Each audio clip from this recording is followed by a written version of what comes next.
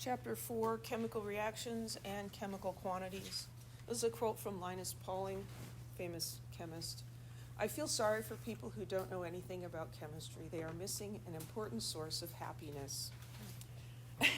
I think probably a lot of Chem 1A students would disagree with that, and that's totally fine. I do not expect everyone to like chemistry. We're going to talk just a little teeny tiny bit about climate change, global warming, and the greenhouse effect. So if you're not already aware, there's a layer of gases, the atmosphere, around the Earth, and that layer of gases is really important and has a big impact on the temperature of our planet. Sunlight passes through the atmosphere and it hits the Earth's surface and generates heat. And some of that heat can escape through the greenhouse gases, but a lot of it is trapped by the greenhouse gases.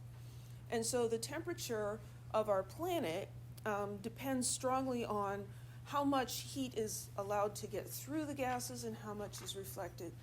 And it's a very, very precise balance. And so what we're seeing with the temperature creeping up is that there seems to be more heat that's being trapped than normal. And so that's a bad thing. It's also a bad thing if not enough. You get into an ice age. So one of the gases in the atmosphere that's important is carbon dioxide. This is a graph of carbon dioxide concentration in the atmosphere as a function of time from 1860 to, I think it was 2013. So we see that there's been a pretty big increase. You always have to be careful when you look at graphs because this starts at 290 parts per million and goes up to 410. It's not like this is starting from 0 and going to 410. But you graph it like this and it does look pretty dramatic. And then over here, we've got average global temperature. And you can see with the little blue dots, it jumps all over the place.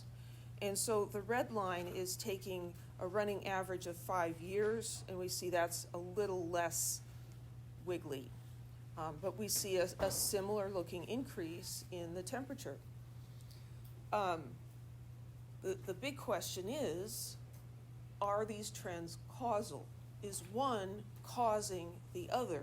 And that can actually be a pretty difficult question to answer. There's definitely some sort of a correlation.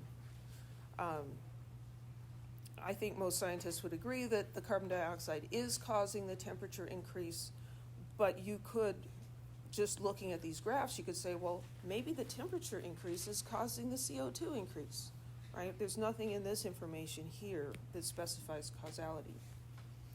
So there's an increase in CO2. Where is that coming from? Well, there's different sources of CO2. One, of course, is the CO2 given off by the burning of petroleum products, gasoline, coal, etc.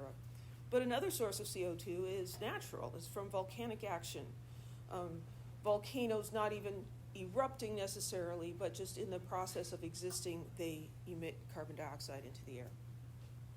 So how could we figure out whether global warming is natural? Maybe just the CO2 from volcanoes is causing this increase, or is it due to our use of fossil fuels? Well, we can use chemical equations that describe the fossil fuel combustion, and then use those equations to help us calculate how much CO2 is being put into the atmosphere by the amount of fossil fuel that's being burned. I guess, does anybody have any questions about that? I'm not testing you on global warming. This is just kind of a make it relevant.